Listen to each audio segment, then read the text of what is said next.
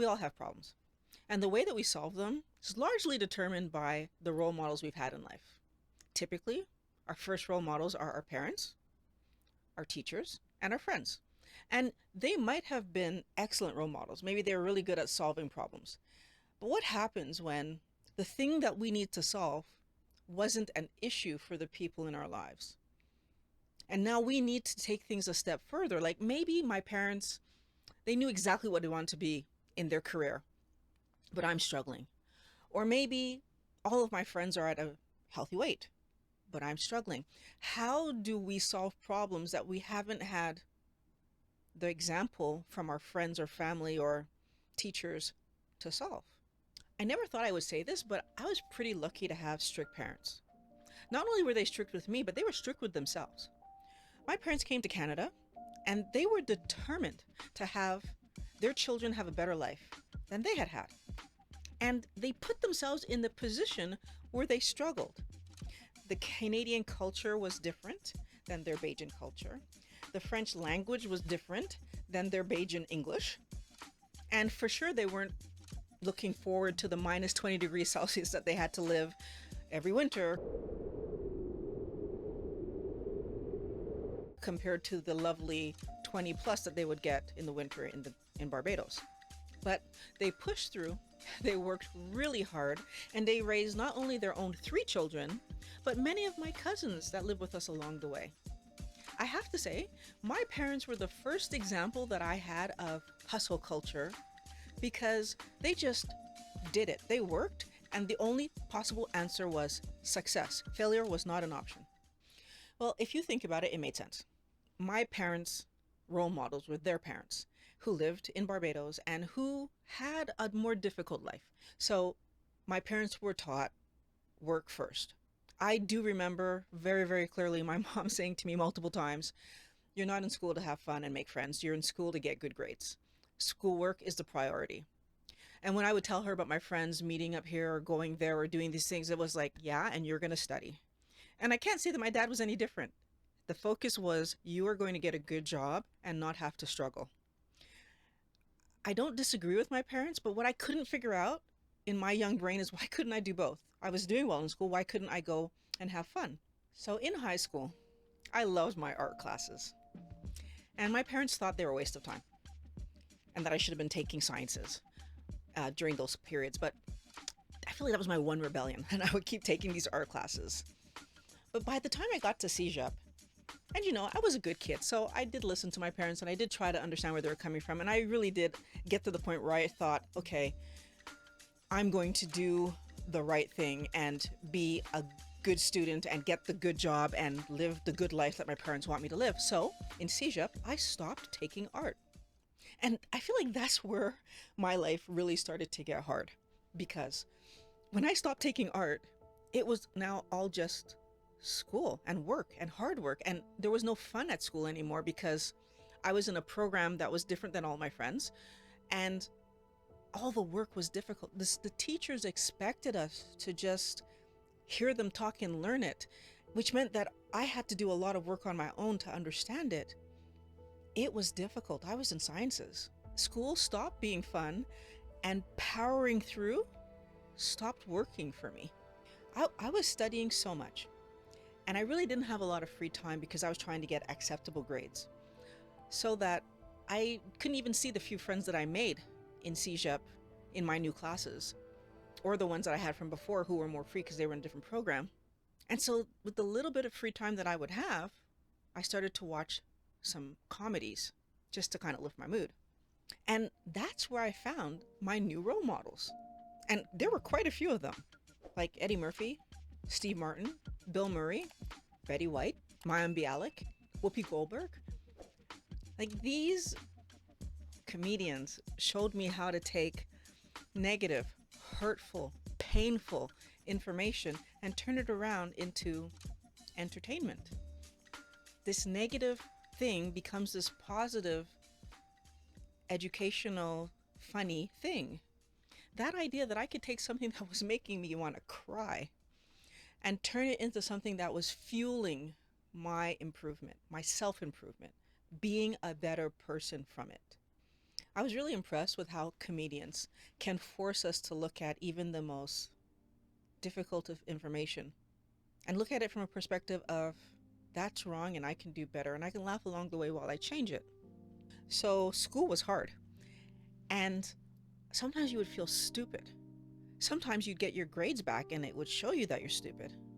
And what was really weird is that no matter what grades you got back, you were expected to show up the next day for class and just keep working. And if you failed a class or a year, or you weren't able to be moving into the next level, there was no sympathy for you. It was just take it over, redo the class.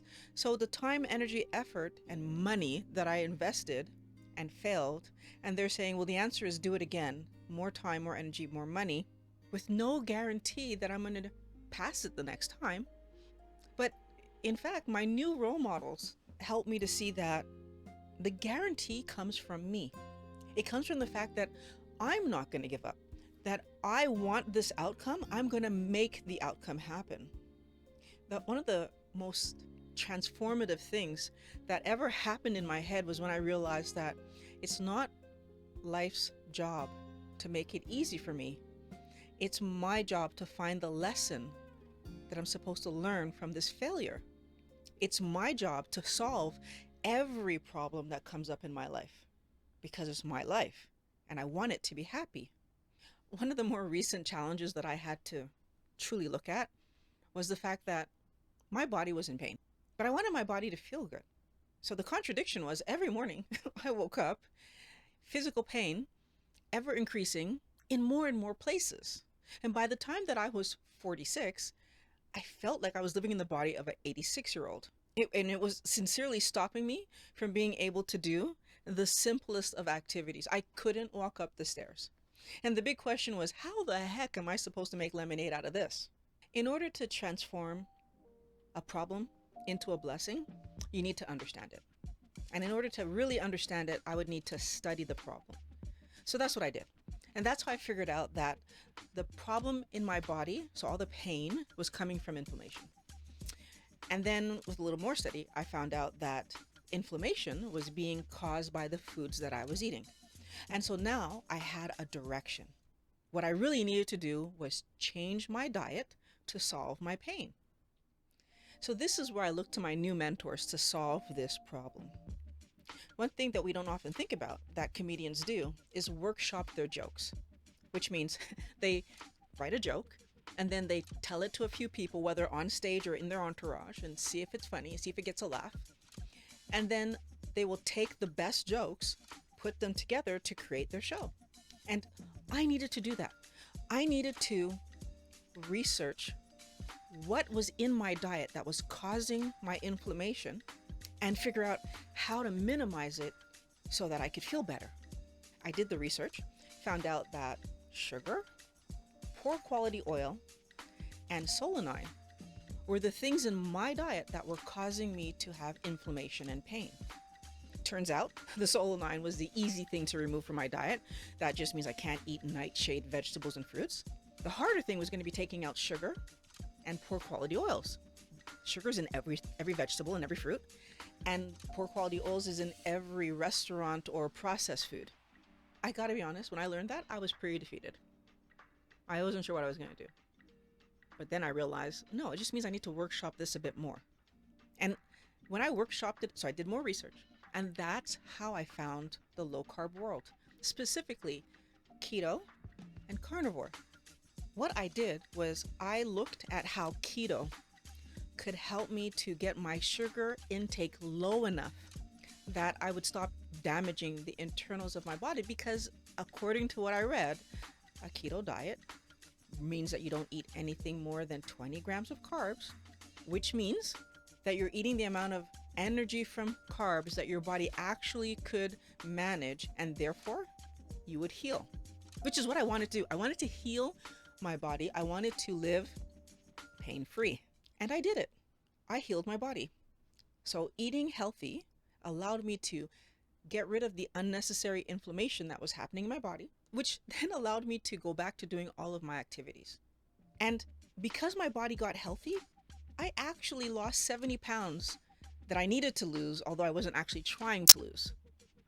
What is this telling us?